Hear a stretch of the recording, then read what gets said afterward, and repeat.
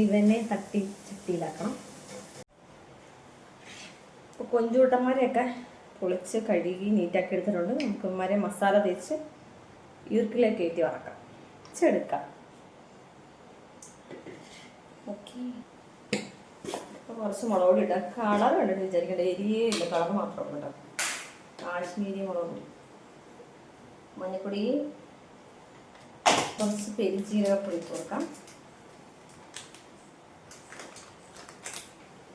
ഇഞ്ചിയും വെളുത്തുള്ളിയും കുരുമുളകും ഉപ്പും കൂടെ ഒന്ന് മിക്സി കറക്കി എടുത്തിട്ട് അത് കുറച്ച് ഇട്ട് കൊടുക്കാം.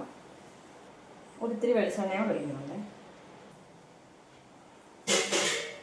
മസാലയൊക്കെ തേച്ച് പിടിപ്പിച്ചിട്ടുണ്ട്. പിന്നെ നമുക്ക് വറുത്തെടുക്കാം. കുറച്ച് നേരം ഫസ്റ്റ് എടുത്ത് കിടക്കാം. നമുക്ക് ഇവനെ ഈർക്കിൽ കുരുക്കാം കേട്ടോ. ഇങ്ങനെ കുത്തി എടുത്തിട്ടുണ്ട്.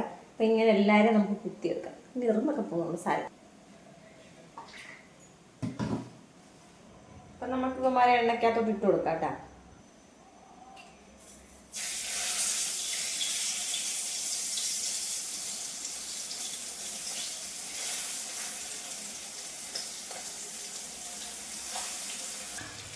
അപ്പോൾ അമ്മമാരങ്ങനെ എണ്ണയ്ക്കകത്തിട്ട് വറങ്ങു വരട്ടെ.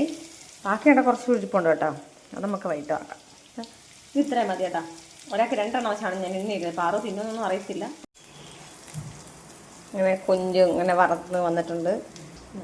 ഈർക്കിലൊക്കെ കയറ്റി എന്ത് ദ്രോഹമാണ്